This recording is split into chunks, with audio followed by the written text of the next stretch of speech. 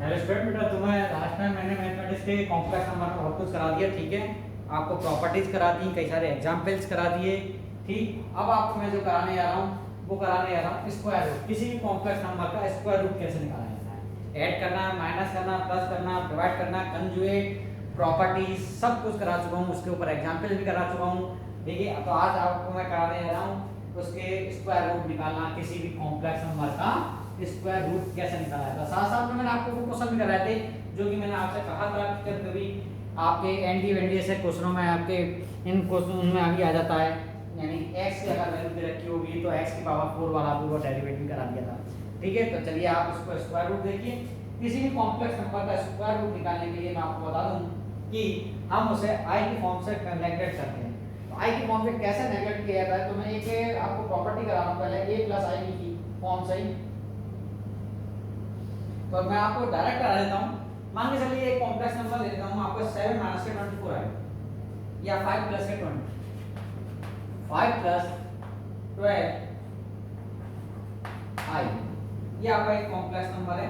अब इस complex number का जब स्क्वायर रूट निकालेंगे वो भी एक कॉम्प्लेक्स नंबर ही होगा। ठीक है कि नहीं है? तो कॉम्प्लेक्स नंबर का किसी भी स्क्वायर रूट निकालेंगे कॉम्प्लेक्स नंबर ही होगा। तो अगर मैं स्क्वायर रूट लेने आ रहा हूँ तो मैं मुझे नहीं मालूम क्या स्क्वायर रूट आएगा, मैं इसका स्क्वायर रूट लेट कर लेता हूं x + के i में। इस फॉर्म में आएगा, यानी ये वेरिएबल में निकल के फॉर्म आएगी। अब x और y की आपको बस वैल्यू निकालनी है। और x y की वैल्यू कैसे निकाली जाती है जो आपको पता ही है कि आप किसी भी x y की वैल्यू निकालने के लिए पहले आप इसको बोथ साइड स्क्वायर रूट करिए जिससे कि आपका स्क्वायर खत्म हो जाए। तो both side are square root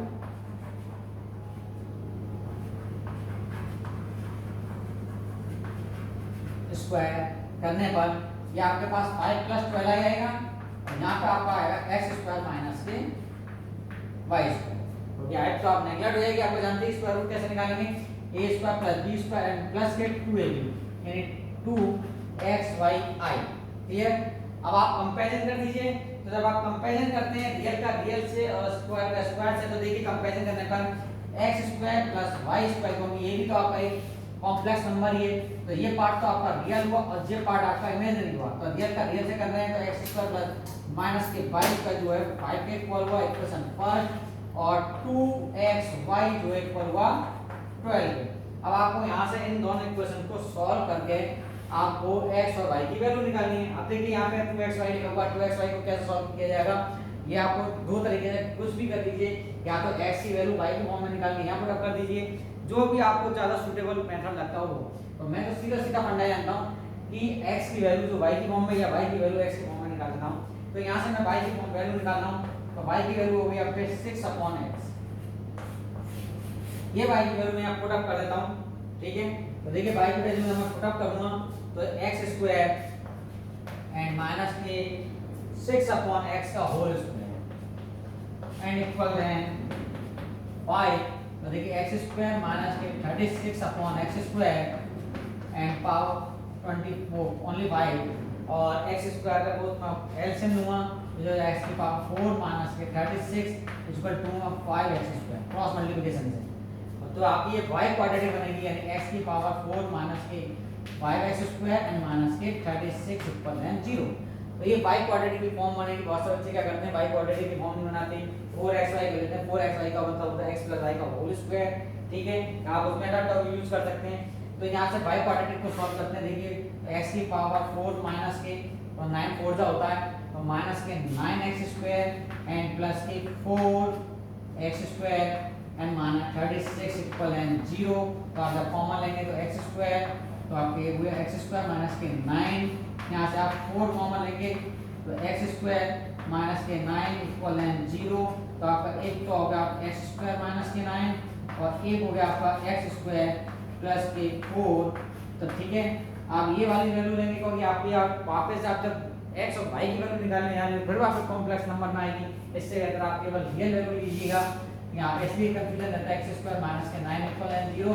तो x² = 2 होगा आपका प्लस माइनस के यानी √9 यानी प्लस माइनस के 3। जब x की वैल्यू प्लस माइनस के 3 आई तो अब यहाँ वैल्यू पुट अप करेंगे तो y को देना पुट अप करें तो इक्वेशन में 6/+ के 3, सो दैट y की वैल्यू आएगी प्लस माइनस के 2।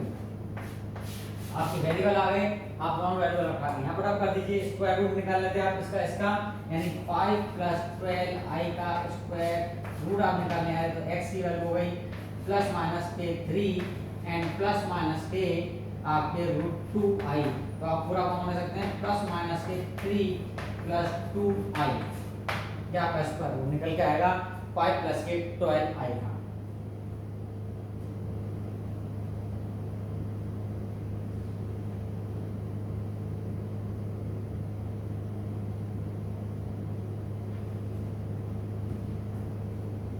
किसी भी कॉम्प्लेक्स नंबर का स्क्वायर रूट निकालने की प्रॉपर्टी मैंने डायरेक्ट करा दी विद एग्जांपल के साथ। मैं आपको डेरिवेट करा था कि किस प्रकार से x² y² का कॉम्प्लेक्स नंबर निकालते हैं।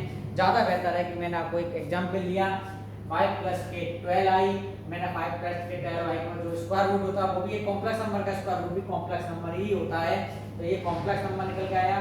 मैंने क्या करा दो साइड स्क्वायर कर दिया जिससे कि हम x और y का वेरिएबल फाइंड कर सकें।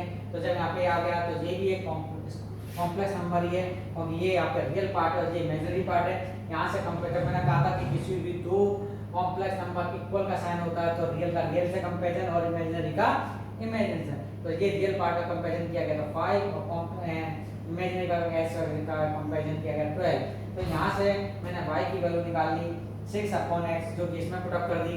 ऐसा पुट अप करने पर y क्वाड्रेटिक बनी, y क्वाड्रेटिक को सॉल्व करने पर दो इक्वेशन आई, एक x² - के 9i और एक x² + 4i।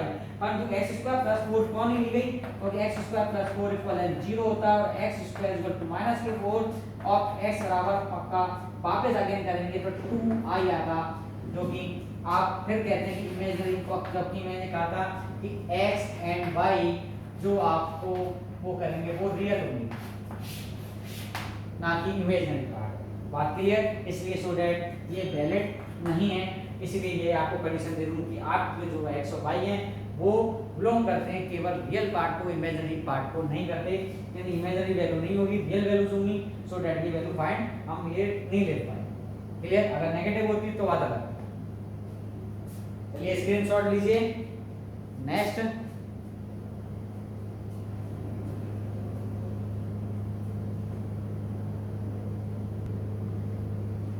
चलिए बेटा बाकी के कॉम्प्लेक्स नंबरों का स्क्वायर रूट निकालिएगा। ठीक, नेक्स्ट टॉपिक आपका इसी में ही आगे। किसी भी कॉम्प्लेक्स नंबर का आर्गुमेंट एंड मैग्नीट्यूड या मॉडुलस कह सकते हो आप, मैं और बोल रहा हूँ। ठीक है, तो किसी भी कॉम्प्लेक्स नंबर का आर्गुमेंट एंगल भी आप फाइंड कर सकते हैं।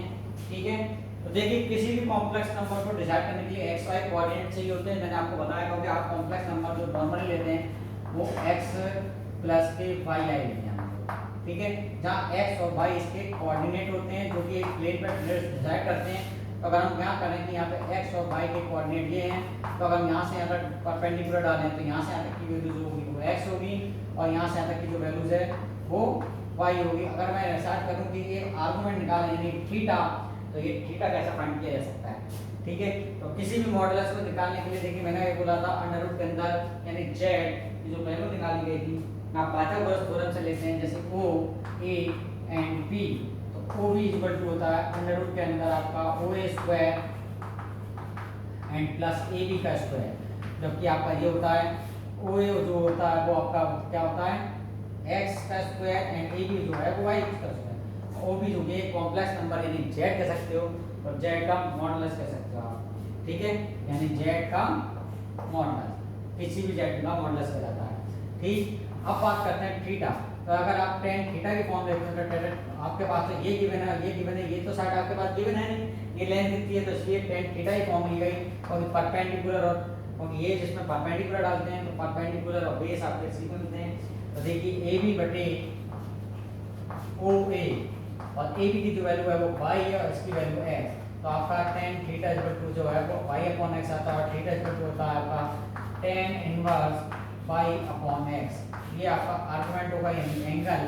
ठीक है, यानी किसी अगर आप साइन की फॉर्म में जाते हैं तो साइन की फॉर्म में आपका एंगल हो जाएगा sin थीटा इक्वल टू आप दो साइड स्क्वायर कर लीजिए sec स्क्वायर थीटा तो आपका डायरेक्ट लिख सकता हूं x/। ठीक है, क्योंकि आप पाइथागोरस थ्योरम से निकाल सकते हैं ये आपका z यानी कितनी वैल्यू है तो tan sin थीटा होता है परपेंडिकुलर अपॉन, ठीक है, परपेंडिकुलर अपॉन हाइपोटेन्यूज, यानी परपेंडिकुलर y है तो अंडर रूट के अंदर x square plus y square. ये आप डायरेक्ट निकाल सकते हैं sin थीटा की वैल्यू। अगर आपको cos थीटा की निकालनी है तो cos कौन से आपने z निकाली थी वो भी अभी ये वाली वैल्यू, ऐसी cos थीटा निकालनी है तो बेस अपॉन हाइपोटेन्यूज यानी x अपॉन हाइपोटेन्यूज की value x square plus y square. तो ये आपकी cos थीटा की वैल्यू भी आ सकती है, cos थीटा या tan थीटा किसी भी फॉर्म में फाइंड करना है तो tan थीटा की फॉर्म में फाइंड करना है tan थीटा, sin थीटा की फॉर्म में करना है तो sin थीटा। ये आपके आर्गुमेंट हो गए विद रेशियो के साथ। साथ साथ मैं आपको बता दूं कि अगर हम बात करते हैं क्वाड्रेंट में, ठीक है, first quadrant and second quadrant and third quadrant and fourth quadrant, तो अगर आपका फोर्थ क्वाड्रेंट और थर्ड क्वाड्रेंट के अकॉर्डिंग आपको बता दूं आर्गुमेंट जो रहता है वो आपका, अगर हम बात करें तो जो एंगल होगा, जैसे यहाँ पे अगर हम अल्फा लेते हैं तो अल्फा एंगल होगा। अगर हम बात करते हैं सेकंड क्वाड्रेंट की तो सेकंड क्वाड्रेंट में चूंकि हमारे पास नेगेटिव फॉर्म आती है तो हमेशा हम पाई माइनस अल्फा लेते हैं, थर्ड क्वाड्रेंट में पाई प्लस अल्फा आता है और फोर्थ क्वाड्रेंट में या तो आप माइनस अल्फा लीजिए या 2 पाई माइनस के अल्फा।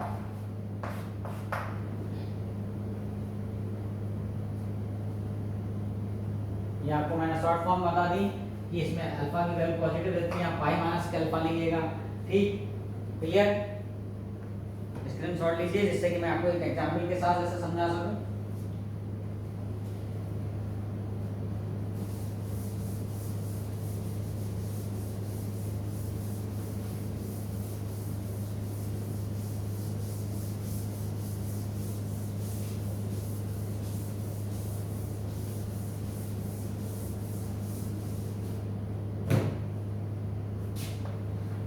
एक एग्जांपल ले रहा हूं, एक कॉम्प्लेक्स नंबर और 1 प्लस के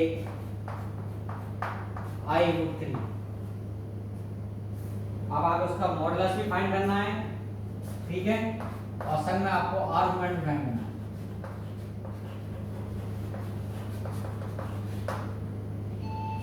और मॉडुलस भी फाइंड करना है।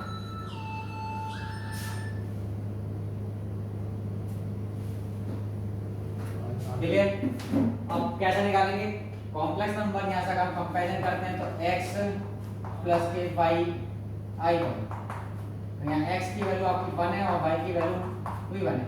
अगर आप देखते हैं तो 1 1 पॉजिटिव वैल्यू आ रही है, इसका मतलब कौन सा क्वाड्रेंट में?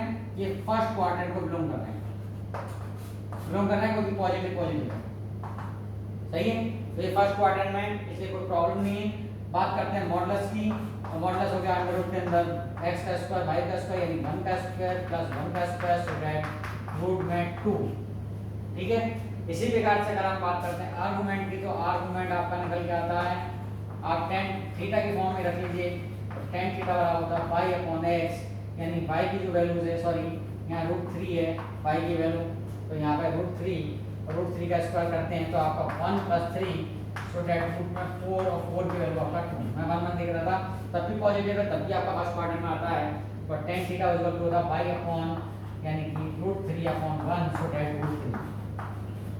अब बात करते हैं tan में कितने की वैल्यू होती है, तो tan में वैल्यू होती है आपके कितने की 60 की, तो tan पाई बाई 3, तो आपका थीटा इक्वल टू हो गया पाई बाई 3।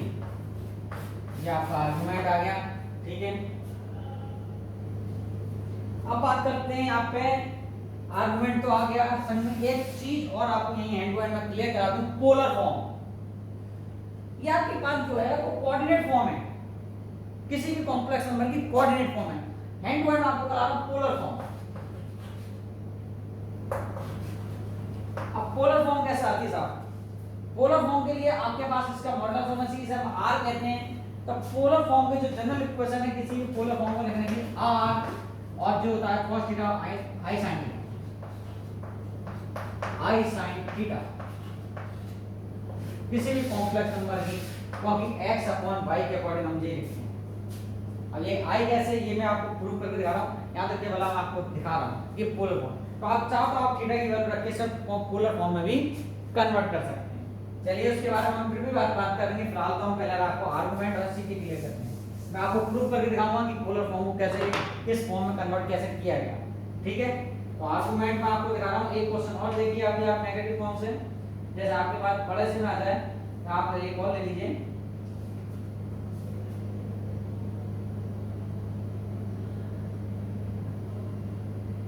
1 प्लस के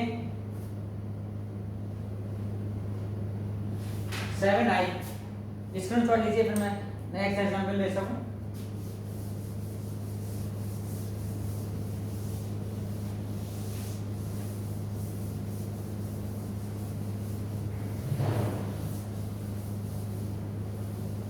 वन प्लस के 7i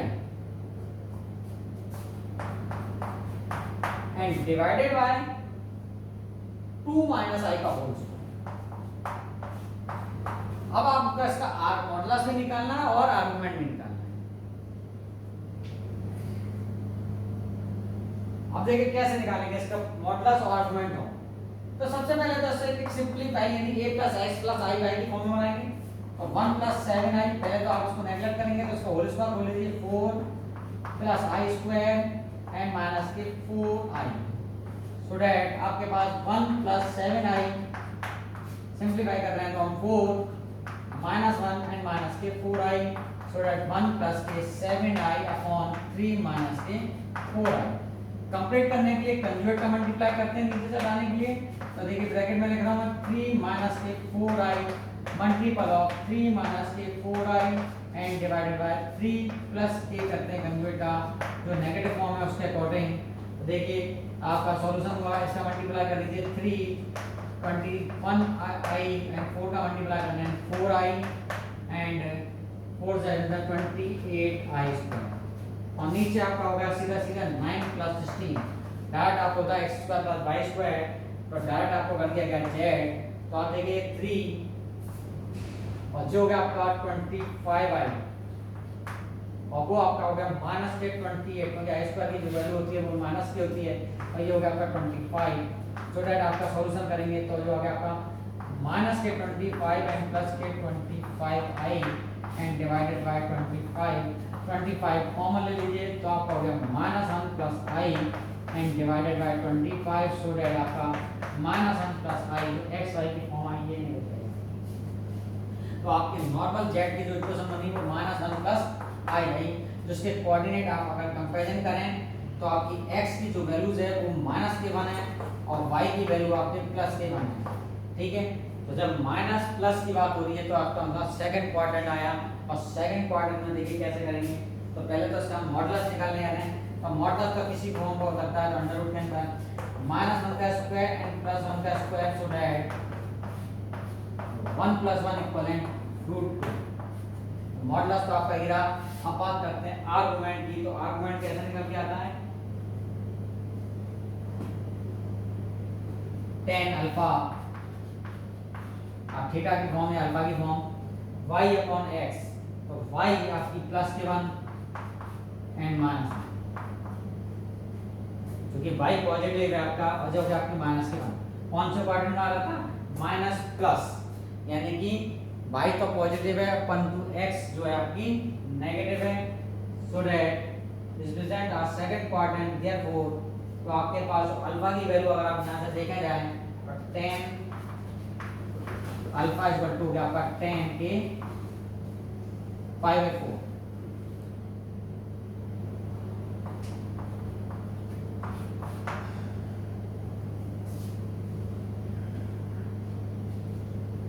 क्योंकि ये मॉडुलस में होता है। ठीक है, तो आप डायरेक्ट कह सकते हैं मैं आपको इस टाइप से दिखा रहा हूँ जो मूवी मॉडुलस में। तो आप देखिए x अल्फा की जो वैल्यू है वो 5/4 आई परंतु आपको निकालना तो आर्गुमेंट है यानी थीटा। तो थीटा आपको मैंने डायरेक्ट बता दिया कि क्या होता है सेकंड क्वाड्रेंट में। सेकंड क्वाड्रेंट में होता है 5 माइनस के अल्फा यानी 5 माइनस के 5/4 तो आप अगर यहाँ से डायरेक्ट करें तो 3 π/4 तो ये आपका आर्गुमेंट निकल के आ गया। क्लियर, क्योंकि आप अगर डायरेक्ट करने जाते तो ये माइनस बनाती, अगर मैं आपको मॉडुलस नहीं करता तो माइनस बनाती और माइनस 1 जो वैल्यूज होती है वो कितनी होती है किसकी होती है tan के अंदर। तो आप देखिए tan में माइनस थीटा क्या में होता है या तो सेकंड क्वाड्रेंट में या फोर्थ क्वाड्रेंट में। तो सेकंड क्वाड्रेंट में क्या लिखते हैं आप 180 माइनस थीटा। ठीक है, ये 90 माइनस थीटा या 90 प्लस थीटा तो 90 प्लस 45 तब भी आपका 3 π/4 ही निकलता। तो आप डायरेक्ट निकालेंगे ये स्टेप। तो ये स्टेप निकालने में आपको आसानी रहेगी। ठीक है, आप डायरेक्ट कर लीजिए तब भी आपको कोई दिक्कत नहीं होगी। क्लियर, स्क्रीनशॉट ले लीजिए।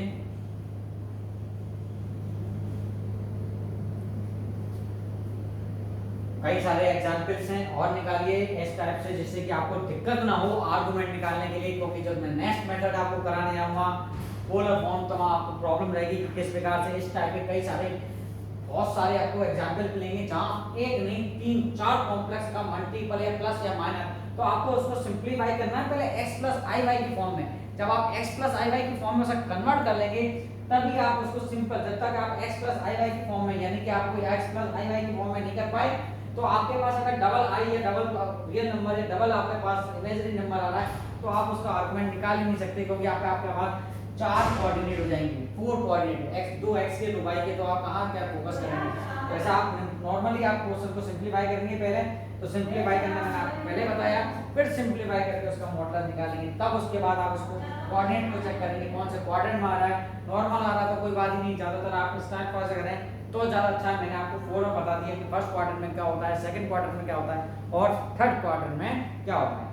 ठीक है, इस प्रकार से आप इसको कंप्लीट करिए। कोई भी प्रॉब्लम में, स्क्वायर रूट में, आर्गुमेंट में, मॉडुलस में या कॉम्प्लेक्स नंबर की किसी भी अब तक जो कराई गई किसी भी प्रॉब्लम हो तो आप कमेंट में करिए, क्लियर किया। Thank you.